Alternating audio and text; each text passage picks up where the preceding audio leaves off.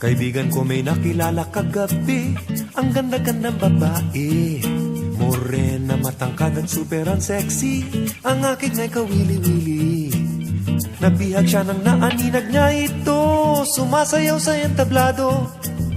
Pangalan ng babae daw ay Miriam, huling pangalan di niya alam. Handa na niya iwanan ng asawa niya, at si Miriam ay pakasalan. Ang payo ko sa kanya, hinay-hinay lang. Ang sabi ko, relax ka lang. Ngunit ayaw makinig ng kaibigan ko sa anuman sabihin ko. Ang utak niya'y hilong-hilong, gulong-gulo, ang kilos niya ay tuliro. Ang nasa isip niya'y iisang bagay lamang, si Miriam sana ay matanan. Sabi ko, libog lang yan, lilipas din yan, cool ka lang. Libog lang yan, lilipas din yan, cool ka lang. Hindi mo ako naintindihan, pare ko. Ang sumbat niya sa akin, ngayon lang daw siya nakakita ng Diyosa, at nais niyang mahalin.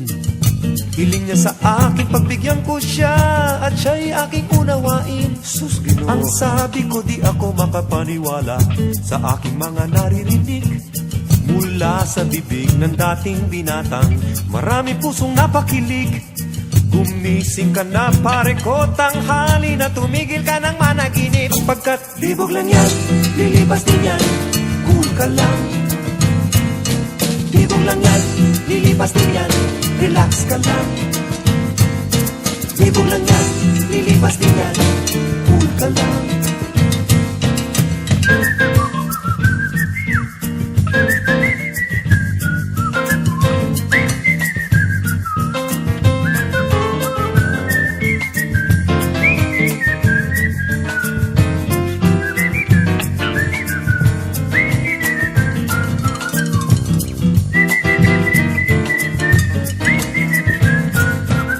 Ang hirap ng nagpupumilit magbinata, lalo na kung meron ng asawa.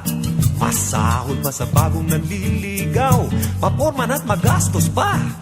Trabaho at pamilya madaling malimutan, pagpanay ang good time na lang. Libog lang yan, lilipas din yan, cool ka lang. Libog lang yan, lilipas din yan, relax ka lang.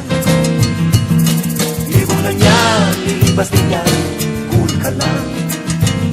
Libog lang yan, raraos din yan, relax ka lang. Libog lang yan, lilipas din yan, magsimba ka na lang.